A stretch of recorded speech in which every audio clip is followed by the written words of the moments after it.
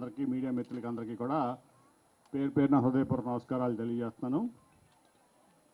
వక్తలు చాలామంది అవినాష్ గారు కానీ మేయర్ గారు కానీ అట్లాగే రహనా అందరూ దుర్గ గారు అందరూ కూడా అన్ని విషయాలు మీకు చెప్పారు. నేను చాలా క్లుప్తంగా మాడతాను ఎందుకంటే ఇప్పటికే మీకు చాలా ఆలస్యమైంది.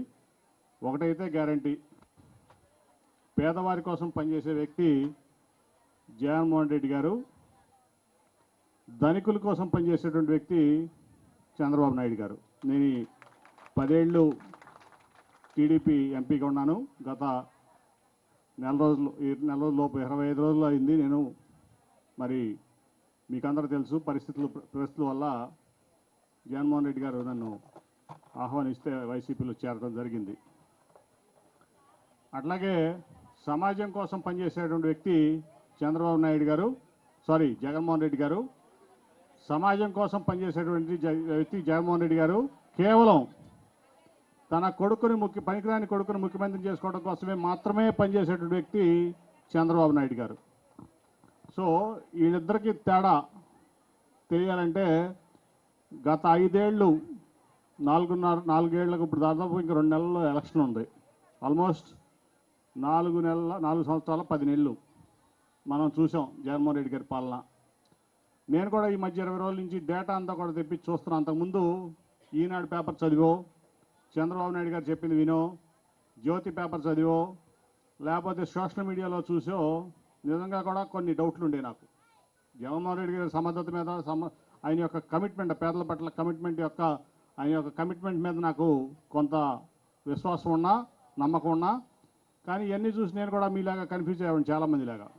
కానీ ఈ మధ్య మొత్తం కూడా డేటా తెప్పి చూస్తుంటే నిజంగా పేదల కోసం, సమాజంలోని బడుగు బలహీన అట్టడుగు వర్గాల కోసం ఈ దేశంలోనే ఇంత పనిచేసినటువంటి ముఖ్యమంత్రి ఎవరున్నారంటే కేవలం జగన్మోహన్ రెడ్డి గారు అని చెప్పి మీకు ఈ సందర్భంగా తెలియజేస్తా ఉన్నా.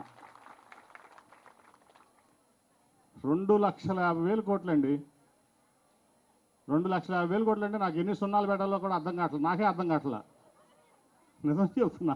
2,50,000 కోట్లు అంటే 2, 5 తర్వాత ఎన్ని సున్నాలు పెట్టాలో నాకు తెలియదు. నాకు నిజంగా నా మైండ్కి అంచనా అందట్లా. మరేమన్నా మ్యాథమెటిక్స్లో లెక్చర్లు కానీ వాళ్ళు ఎవరుంటే పెట్టగలరేమో. అన్ని లక్షల కోట్ల రూపాయలు కేవలం పేదవారి కోసం ఈ ప్రపంచంలోనే, భారతదేశంలో కాదు ప్రపంచంలోనే ఇచ్చినటువంటి వ్యక్తి ఎవరున్నారంటే అది జగన్మోహన్ రెడ్డి గారు. నేను చాలా రాష్ట్రాలు తిరిగా, ఎంపీగా తిరిగా, వ్యాపారవేత్తగా తిరిగా. కానీ తన అన్న మాట కోసం, తనని నమ్ముకున్నటువంటి సమాజం కోసం ఇంతటి కార్యక్రమాన్ని ఎవరో తీసుకోలేదు. నిజంగా చెప్తున్నా.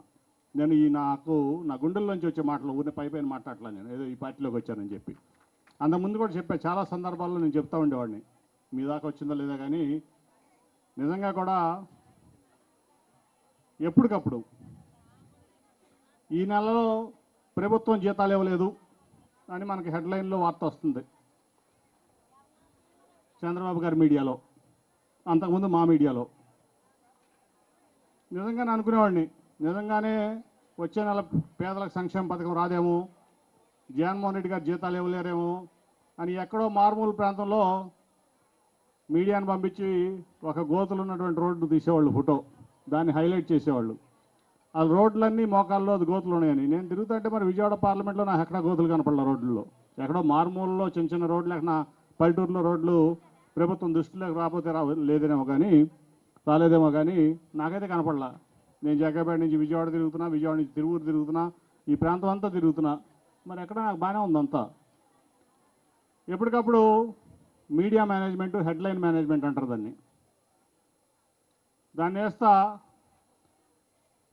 ఏ రోజుకా రోజు రాష్ట్రం దివాళా తీసిందని ఈ రాష్ట్రానికి ఒక నెగటివ్ బ్రాండింగ్ చేసింది ఎవరంటే అది కేవలం చంద్రబాబు నాయుడు గారే. పేదవాళ్ళ కోసం ఇంత చేస్తా అంటే జగన్మోహన్ రెడ్డి గారు దాన్ని నెగటివ్ ప్రోపగండా చేపించి నిధులు అందనీయకుండా రకరకాల కేసులు పెట్టి రకరకాలుగా ఆయన ఇబ్బంది పెట్టినా మరి ఆయన ఎక్కడి నుంచి ఏ రకంగా డబ్బు తీసుకొచ్చి మీ అందరికీ 2,50,000 కోట్లు ఇచ్చాడంటే నిజంగా ఆయన భగవంతుడి కంటే ఎక్కువ అని నేను భావిస్తున్నా. మీ అందరూ కూడా గుర్తుంచుకోవాలి అది.